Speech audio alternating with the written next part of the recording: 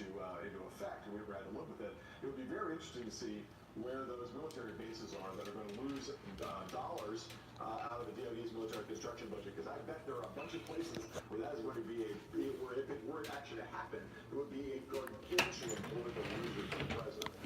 Coming up on Morning Joe, it is still tough to reconcile the word emergency with pre-planned and highly orchestrated media events here for politics. So when the president warns today about an immediate threat at the border, it will be weeks in the making. Well, by the way, at a time when border crossings are, let me say again, at a 50-year level. What it means politically now, and perhaps when the next Democrat sits in the Oval Office.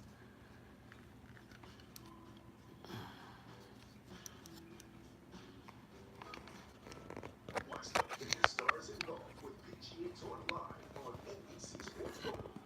Stream exclusive feature groups on your devices, plus get integrated scoring and more. Learn more at abcsports.com/PGA Tour.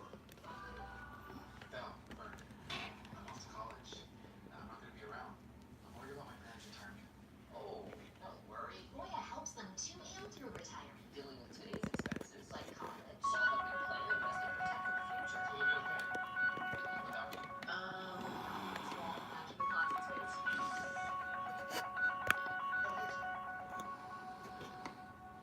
Yeah, I think they'll be fine. Voya, helping you to and retire. Got it. A big meeting today. And 2 boxes of Hello? Whistlers. Hello? The team? Hello? Pick up in an hour. Today, save up to 50% at the chair event. Head on Hello? to Office Max. I finally got my dad to simplify. He even got the new Jitterbug Smart 2 from Great Call. Their simplest smartphone ever. I couldn't part with that. And for 5-star urgent response on the iPad, you can always get help. One touch immediately connects it to highly trained 5-star agents who will get him help in any emergency, big or small. Hey Dad, how's it going? Great. People love my stuff. No. For a limited time, get 25% off at Best Buy or Rite Aid. To be noticing that yourself in a world which is doing its best to make you everybody else means to fight the hardest battle which any human being could fight and never stop. Does this sound dismal? It isn't. It's the most wonderful life on earth.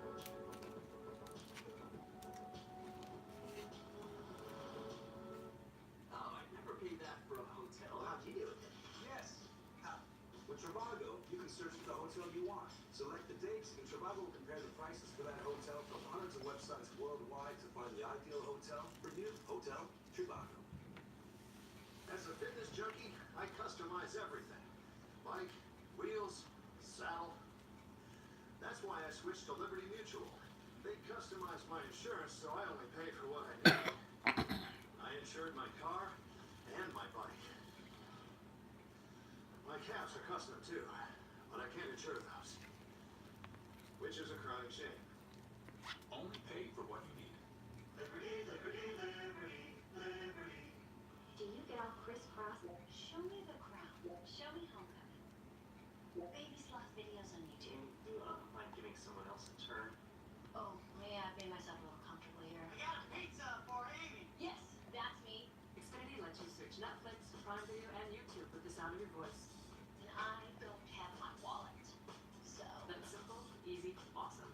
Experience the entertainment you love on X1. Access Netflix, Prime Video, YouTube, and more, all with the sound of your voice. Click, call, or visit the store today. celebrate Washington's birthday right now with savings at Bristol Toyota. Home of the no surprise lease deal. Go to 19294 or 269 home. Bristol Toyota. Confidence in Fall River. Celebrate Washington's birthday right now with savings at Bristol Toyota. Home of the no surprise lease deals. Drive a 2019 Corolla for only $169 a month. Everything's included. Bristol Toyota. Minutes from Providence and Fall River.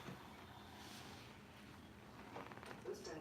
Msnbc political analyst Eugene Robinson. And Gene, you have a new column entitled "We Have a National Emergency," all right? Its name is Donald Trump, and you write in part this: the president's decision to officially declare an emergency, to pretend to build an unbuildable border wall is is not only an act of constitutional vandalism, it's also an act of cowardice, a way to avoid the wrath of Ken Coulter, Rush Limbaugh, and the rest of the far-right commentariat. It's an end run around Congress, and as such, constitute a violence of his oath to preserve, protect, and defend the Constitution of the United States, which gives Congress, not the President, the authority to decide how public money is spent. It does not give Trump the right to fund projects that Congress will not approve. Authoritarian leaders do that sort of thing. The puffed-up wannabe strongmen now living in the White House is giving it a try. And Joe, I'll let you take it to Gene and others, but I'll pop in there. Everyone is so shocked that there might have been a conversation about the 25th Amendment. I don't understand why a conversation at this point isn't on the table as a possible, just a conversation. Well, you can have your conversation on I think it's fair to have. Well, it's fair. I mean, you know what? We could also talk about the Red Sox and why I should be batting cleanup this year. But a lot of people think that he is driven by perhaps some issues that impact the presidency and make the American people unsafe, and therefore they discuss the 25th Amendment. Why is that bad? Well, like I said, Because when I brought it up, it was a no-go. it is America. If you want to talk about the 25th Amendment, you can. But Donald Trump, a lot of really smart progressives that I know say the way to get Donald Trump out of office is to beat him at the ballot I box agree. and to send a message to future generations. If you run the White House this way, you're going to get trounced. So, Gene, the president, of course, is talking about declaring this national emergency. Even Ann Coulter is saying now, I mean, she still turned on him and said, you can't declare a national emergency for a bill that you sign, and you declare a national emergency to overturn some things that you signed your law 24 hours before. It's over. Yeah, she's really not having it. She wants him not to sign this bill, and he is going to sign the bill, apparently, although it's early. Watch the Twitter feed. But assuming that he does, she's going to have a bit of pique. I think the rest of his amen chorus, Sean Hannity and probably Limbaugh, I think will go along with this and pretend that he's going to be able to build the wall with this emergency declaration, which I don't think he's going to be able to do. I think it is going to be challenged, probably in court, probably with a resolution of disapproval that would originate in the House and have to be voted on in the Senate, and tied up for years. And as you said earlier, he'll claim that he's being stopped from defending you against these rapists and MS-13 members by the liberal courts and the dastardly Democrats and this and that, and that'll be his big theme of the campaign. Well, and John Fedor's, I'm curious what your thoughts are about the trajectory of Donald Trump's political fortunes over the past couple of weeks. 2-3 weeks ago, I would have put his chances of getting reelected at maybe 10%, maybe 15%. You don't get reelected when you bounce between 35 and 40%, 41, 42%. You just don't. But I must say, you look at the soaring performance of some Democrats on Capitol Hill in Virginia. You look at the blackface scandal in Virginia and the Democrats' inability to handle that. You look at the anti-Semitic remarks on Capitol Hill. Democrats came out strongly against that. I get it.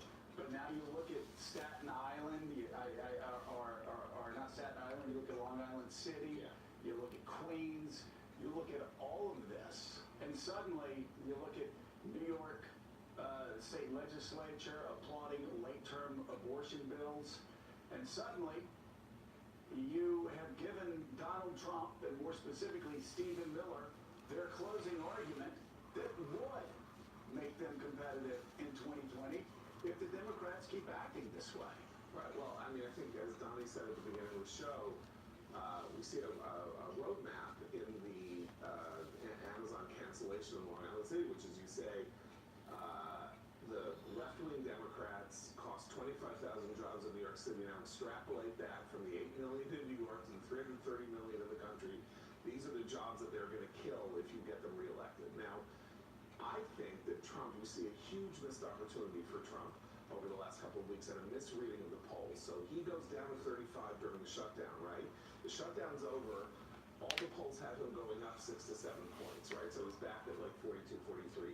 You read that, you say, maybe he shouldn't have listened to Rush Limbaugh and Ann Coulter on the shutdown. Maybe they cost him 7 points. If he listens to them, he's in the 30s. If he doesn't listen to them, he's in the 40s. And he could have used that wisdom to say, I'm signing this bill, we're going to fight for this wall, we're not stopping, I'm going to mention it every day, but then going back, even though she hates the bill and hates that he signed it and he says it's over, all of that, but continuing this fight with the national emergency keeps the conflict between Trump and the Hill going. It makes him look divisive, and he needs to start building up from 42 to 47, 48 if he's going to win the presidency, and I don't think he's reading his polls right or reading the national mood right.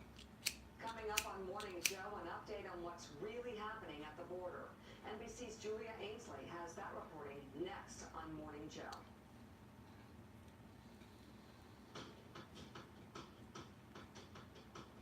Donald Trump reopening the government without any money for his border wall.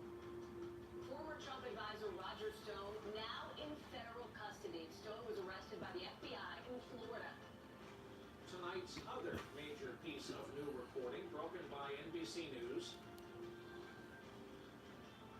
We're following a number of fast-paced developing stories this morning.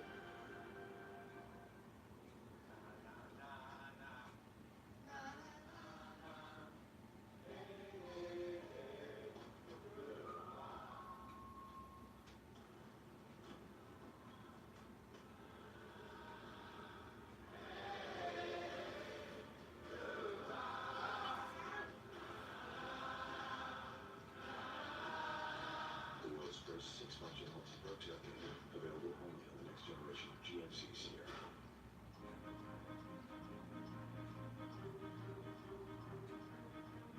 Only Tylenol rapid release gels have laser drilled holes. They release medicine fast for fast pain relief.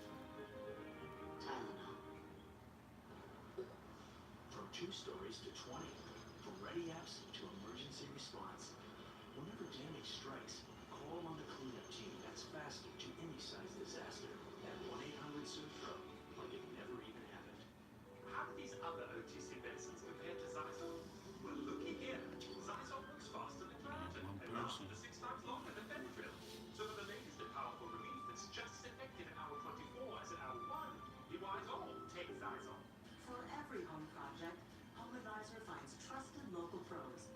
For every pro, you can read customer reviews. And for everybody's busy schedule, you can book appointments online. For every project, you have HomeAdvisor. Go to HomeAdvisor.com. I'm mildly obsessed with numbers. So I started with the stats regarding my moderate to severe plaque psoriasis. Like how Humira has been prescribed to over 300,000 patients. And how many patients saw clear or almost clear skin in just 4 months. The kind of clearance that can last. Humira targets and blocks a specific source of inflammation that contributes to symptoms. Let symptoms for sores. Don't start Humira if you have an infection. Want more proof?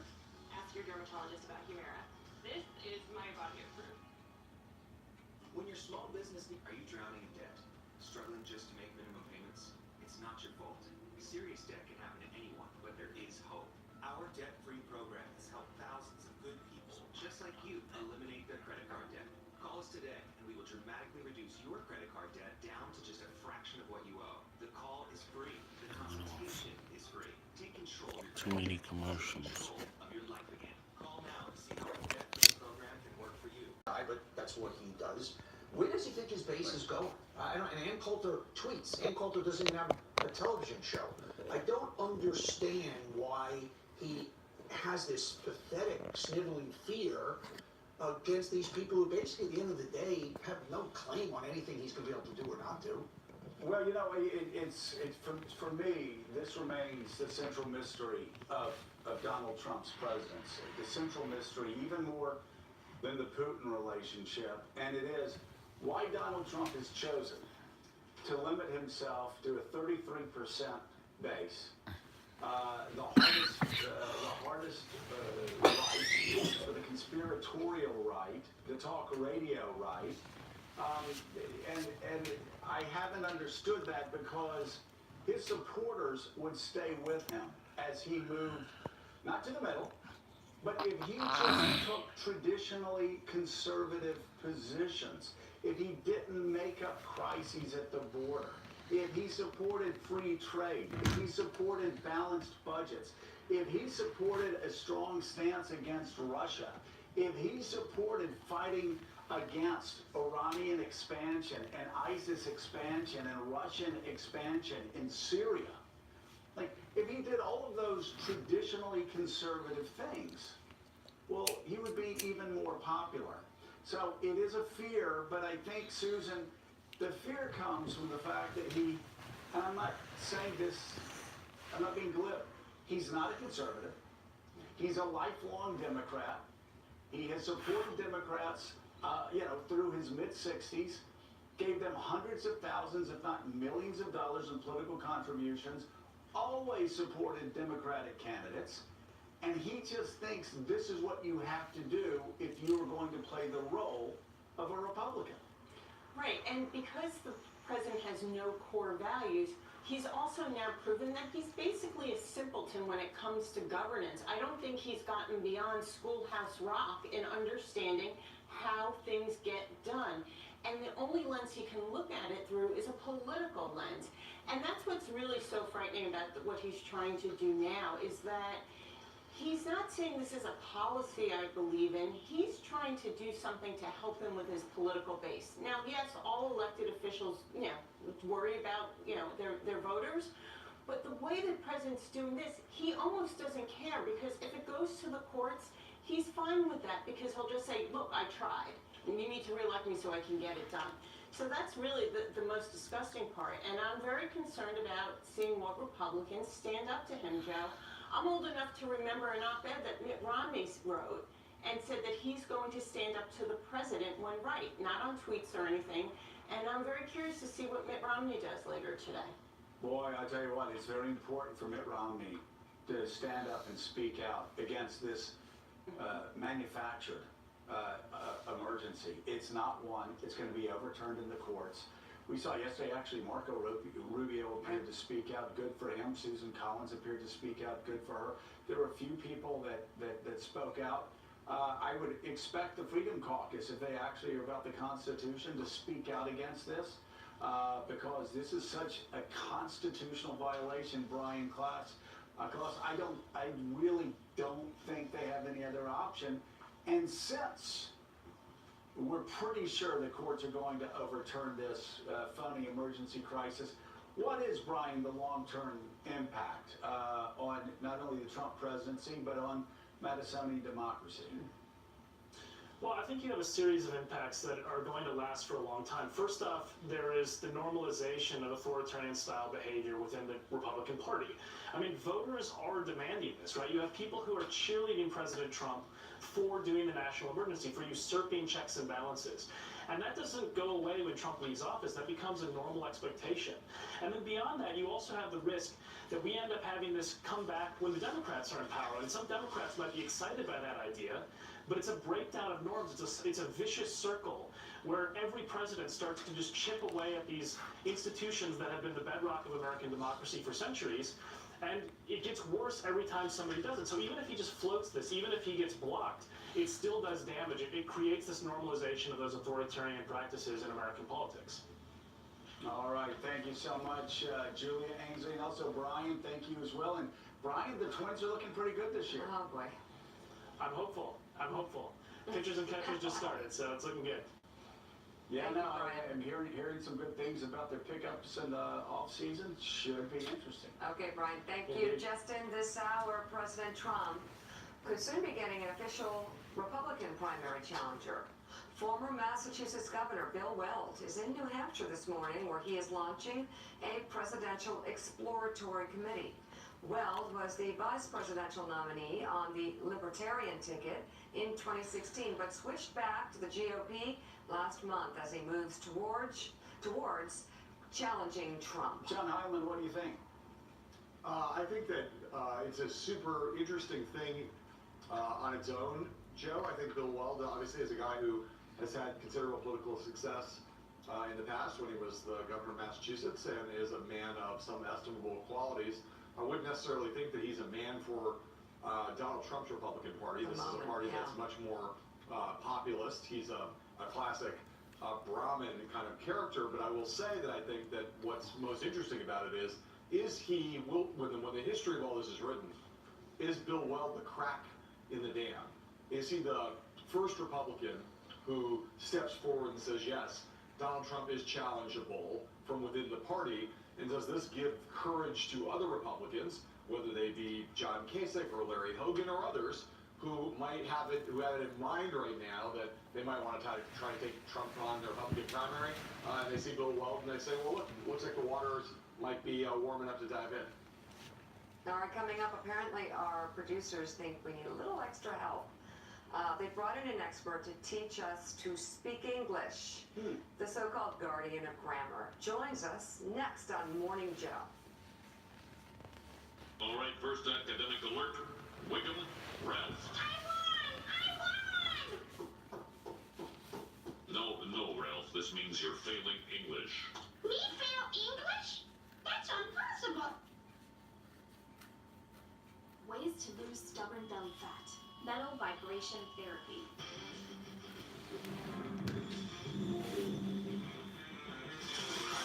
Not cool.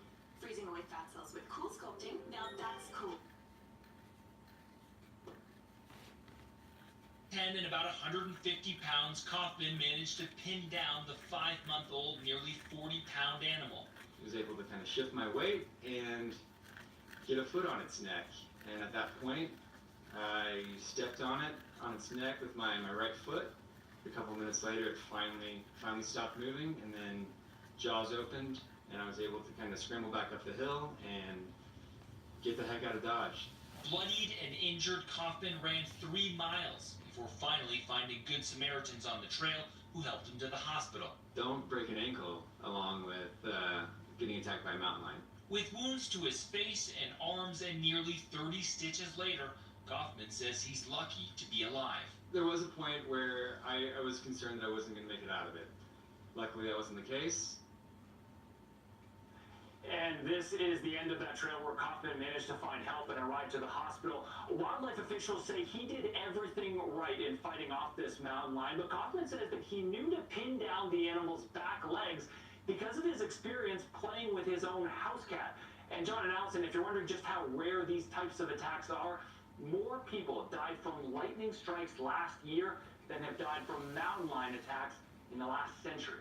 Still not comforting to me, Scott. Not comforting. I don't want to be hiking on a trail and have to beat up a mountain lion. Though I could, of course. Scott, thank you very much. Joining us now for more is wildlife expert Jeff Gorman. Jeff, just tell us how remarkable it is that this guy who was out for a leisurely run with his bare hands beat up a mountain lion.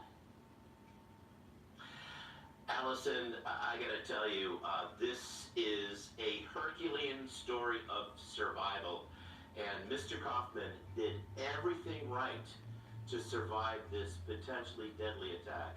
I am in awe of what this scrappy 150-pound Caribbean Beach. Whoa! Okay. Start planning with Trivago. Search for your destination, choose filters, and select your maximum budget. Trivago will compare prices from hundreds of websites worldwide to find the ideal hotel for you. Hotel? Trivago. Right now at IHOP, order any breakfast combo, and we'll throw in all-you-can-eat pancakes. So break out your all-you-can-eat silverware. All-you-can-eat pancakes with any breakfast combo. Or just get all-you-can-eat pancakes for $4.99 at IHOP. Are you gonna lead, or are you gonna be led? You're gonna be one thing, or be them all. The breadwinner and the best pigtail tire. The provider. It's that mountain lion. And again, he did everything right. People forget that this was one of the first times he didn't listen to music on his run because it was a new trail he wanted to listen to the surroundings, he didn't have his earphones in. Had he had his earphones in and that animal was able to dispatch him at the backside of the nape of his neck, he probably would not have survived. It is so chilling to think about how he describes what he heard. He was just on his run and he heard a slight rustling of pine needles, okay? That's a standard sound, but he turned around and there was the mountain lion. Now, Jeff, John Berman runs in Fort Collins, Colorado on those very trails. Does he have to worry about a mountain lion the next time he's doing that? Well, you really don't have to worry about a mountain lion attacking you. This is such a remote, rare occurrence. We can count in our hands the very few people that have been killed or injured by a mountain lion in the last century. These are remarkable predators.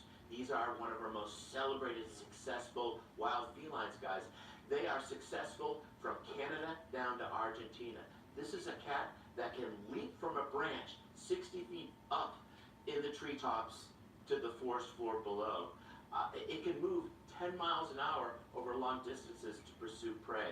They're an incredible creature. They're adapted to survive in the wild. Usually, guys, in a situation like this, when you have an animal in a conflict situation, the result is because of an old animal that's injured or sick, or in this case, a young cat without a lot of life experience competing with other cats in its territory. Very quickly, if you find yourself in this situation, and I hope that no one does, what should you do? Call Travis Kaufman. You know, that's you do exactly what. Wrong with all those words. I mean, they're just packing peanuts. They're just, you encase a perfectly good word in some sort of modifier that it doesn't need. And I don't detest the word very, and I will certainly write it, and Lord knows I speak it, but it tends to encase a word in a way that weakens it. I mean, if you want to say that somebody's brilliant, say that they're brilliant. If to say very brilliant, that's, you're pleading. Right. Just say the word, mean it, and go on to the next word. Joe has one for you, Joe. Yeah, and what's the most troubling trend, Benjamin, in the world of grammar right now? What do you think? I don't really see troubling trends in grammar or writing. We speak in different languages in different places. We speak one way on Twitter. We speak one way when we're texting, and when we write, and that's a different tone. And writing, of course, has hundreds of different tones depending upon who the writer is and who the audience is.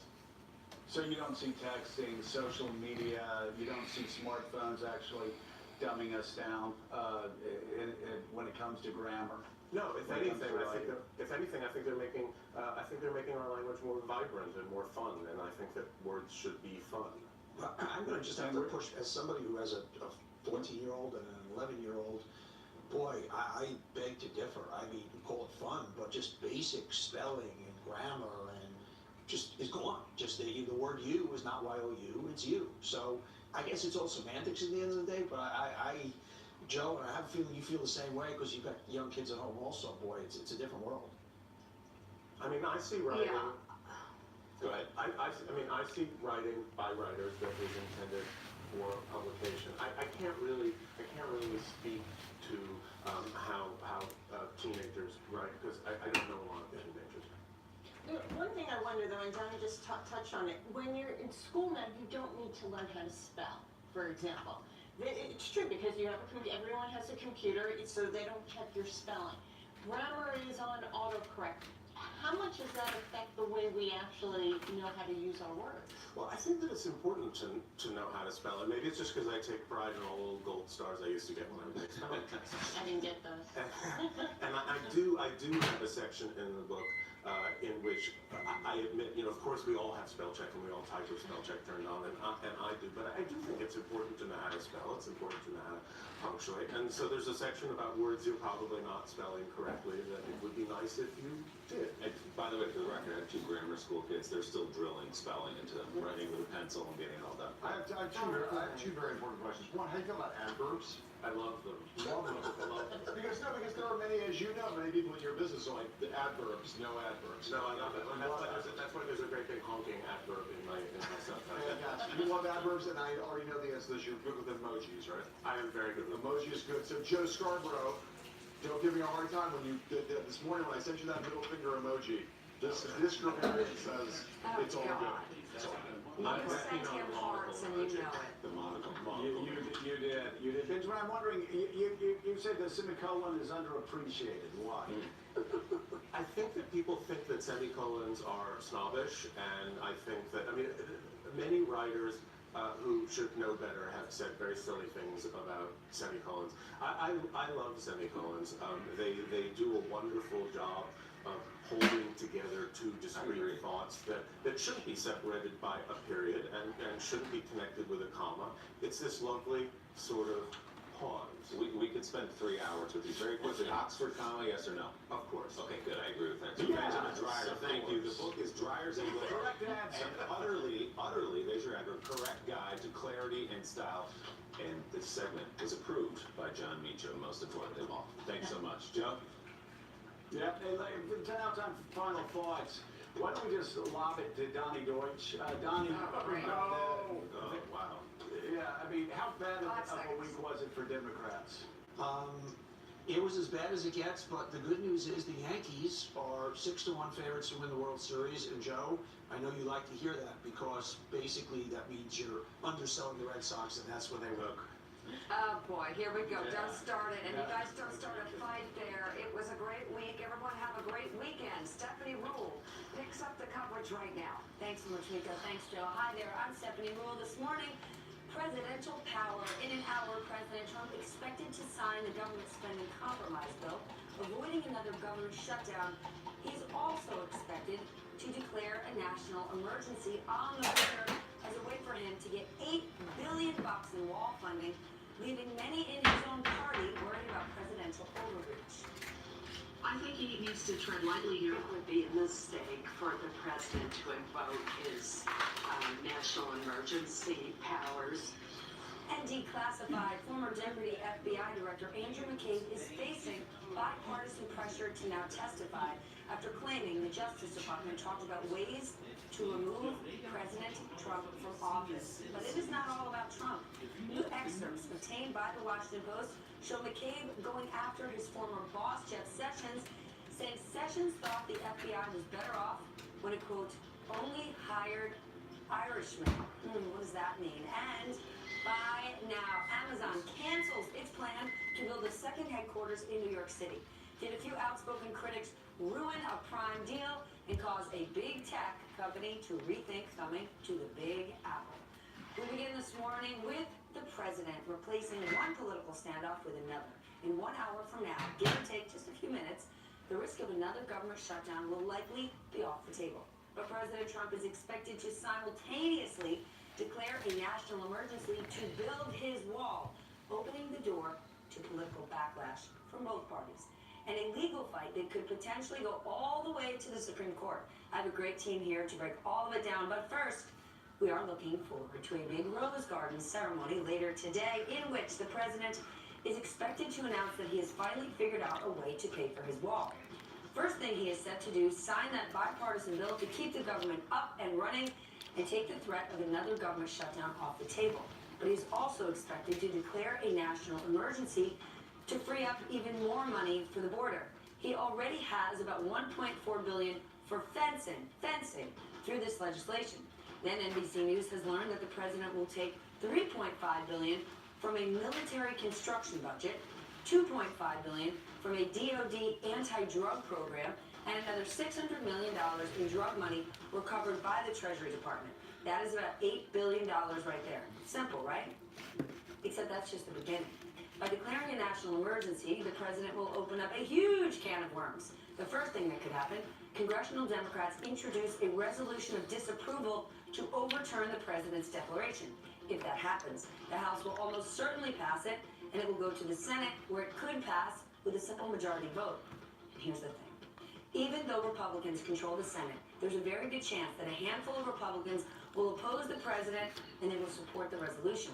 If it passes the Senate, President Trump might have to use his very first veto to strike down the resolution and keep his emergency declaration in place. And then there's a legal issue. The White House counsel's office has warned the president that this move carries a high risk of being challenged in court. In fact, Democrats are expected to argue that President Trump is violating the Constitution by intruding on spending powers delegated to Congress under Article 1.